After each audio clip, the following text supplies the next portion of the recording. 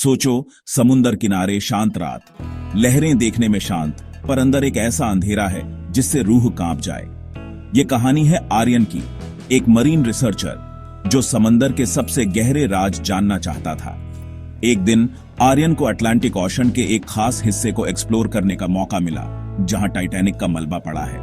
1912 में टाइटैनिक दुनिया का सबसे बड़ा और आलीशान जहाज था, लेकिन एक आइसबर्ग से टकराकर डूब गया। आज तक उसका मलबा गहराई में पड़ा है, पर उस जगह कुछ अजीब सा था। डाइवर्स ने मलबे के पास फुसफुसाते हुए आवाजें सुनी थीं। आर्यन अपनी टीम के साथ गहराई में उतरा। जैसे ही वो टाइटैनिक के मलबे के पास पहुंचे, अजीबोगरीब चीजें होने लगी। उनके कैमरे बंद हो गए और उनके सोनार ने एक अनजानी चीज को डिटेक्ट किया। क्या है वो? एक टीम मेंबर ने कांपते हुए पूछा। अचानक घुप अंधेरे पानी में एक परछाई दिखाई दी। ऐसा लग रहा था जैसे कोई पानी के नीचे चल रहा हो। फिर उन्हें एक धीमी आवाज सुनाई दी, जैसे कोई जहाज के अंदर से मदद मांग रहा हो। आर्यन का दिल तेजी से धड़कने लगा। उसे लगा जैसे कोई उन्हें देख रहा है। फिर उन्हें अपनी सबमरीन से टकराने की आवाज आई।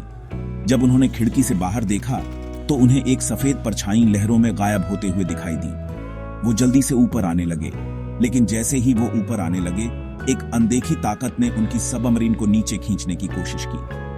आर्यन ने समय देखा, 2:20 AM, ठीक उसी समय जब टाइटैनिक डूबा था। किसी तरह वो पानी की सतह पर पहुंच गए, लेकिन उनके चेहरों पर डर साफ दिख रहा था। वापस अपने जहाज पर उन्होंने फुटेज देखी। जो उन्होंने देखा वो खौफनाक था। कैमरे ने एक भयानक आकृति को कैद किया था। 1912 के कपड़ों में एक औरत पानी में तैर रही थी। उसकी आंखें सफेद थीं और वो धीरे धीरे कैमरे की तरफ बढ़ रही थी। क्या टाइटैनिक के मुसाफिरों की आत्माएं अब भी समुद्र में भटक रही हैं, या ये सिर्फ एक वहम था? कोई नहीं जानता।